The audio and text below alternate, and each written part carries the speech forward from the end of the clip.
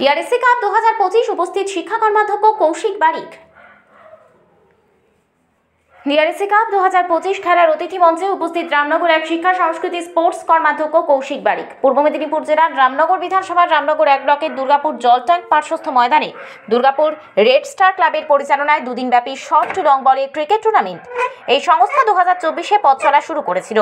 এই টুর্নামেন্ট প্রথম বর্ষে পথ চলা শুরু করলেও 15ই ফেব্রুয়ারি এবং 16ই ফেব্রুয়ারি টুর্নামেন্ট চলবে। প্রথম পর্যায়ে আগত অতিথিদের স্বর্গীয় নৃত্যগোপাল জানার স্মৃতিমঞ্চে সংবর্ধনা প্রদান ও পতাকা উত্তোলন করা হয়। অতিথি মঞ্চে উপস্থিত হয়েছিলেন বিশিষ্ট শিক্ষক, রামনগর এক শিক্ষা সংস্কৃতি ও স্পোর্টস কর্মাধ্যক্ষ কৌশিক বারিক।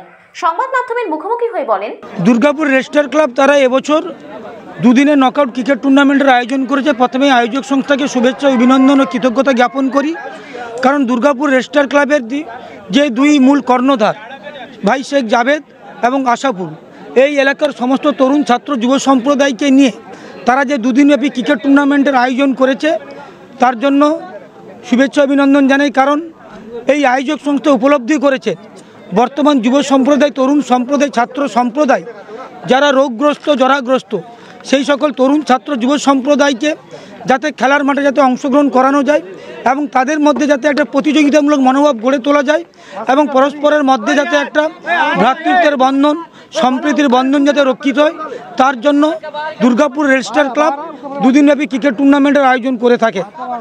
এবং শুধু দুর্গাপুর রেড স্টার ক্লাব যে কেবলমাত্র যে ক্রিকেট টুর্নামেন্টের আয়োজন করে ক্ষান্ত থাকেন তা নয়, তারা বছরে 365 দিন এই এলাকার সর্বস্তরের মানুষের সাথে পাশে নিজেদেরকে নিয়োজিত করে থাকেন এবং এই এলাকার যে কোনো সমস্যা সমাধানের ক্ষেত্রে দুর্গাপুর রেড স্টার ক্লাব সবসময় এগিয়ে থাকে।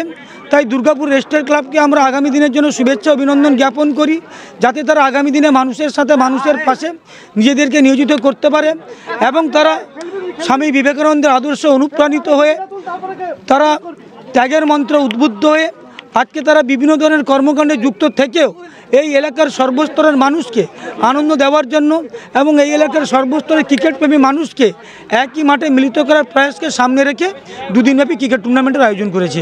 রামনগর দীঘার কিছু প্লেয়ার যারা বাংলা দলে সুযোগ পাচ্ছে, এই ধরনের আয়োজন কতটা সার্থক বা প্লেয়ারদের কতটা আগামী দিনে এগিয়ে নিয়ে যাবে বলে মনে করেন?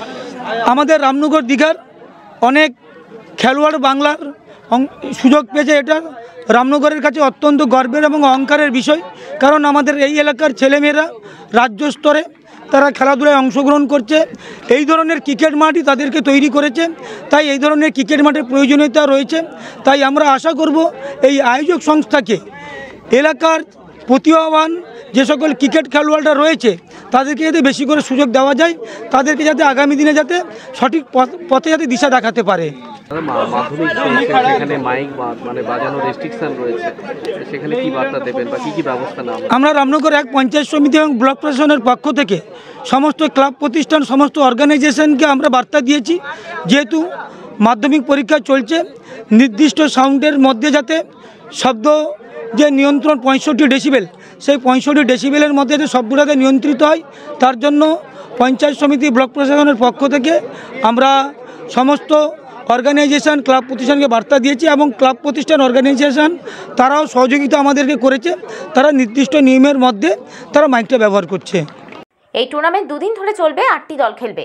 প্রথম পুরস্কার ট্রফি সহ 10,000 টাকা, দ্বিতীয় পুরস্কার ট্রফি সহ 6,000 টাকা, man of the match, man of the series, final ম্যাচে man of the match, best batsman, best bowler, best fielder সহ বহু পুরস্কার থাকছে।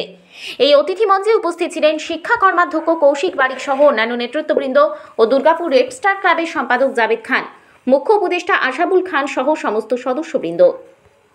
দুর্গাপুর থেকে নিজস্ব প্রতিনিধির রিপোর্ট, ডিএন আপডেট।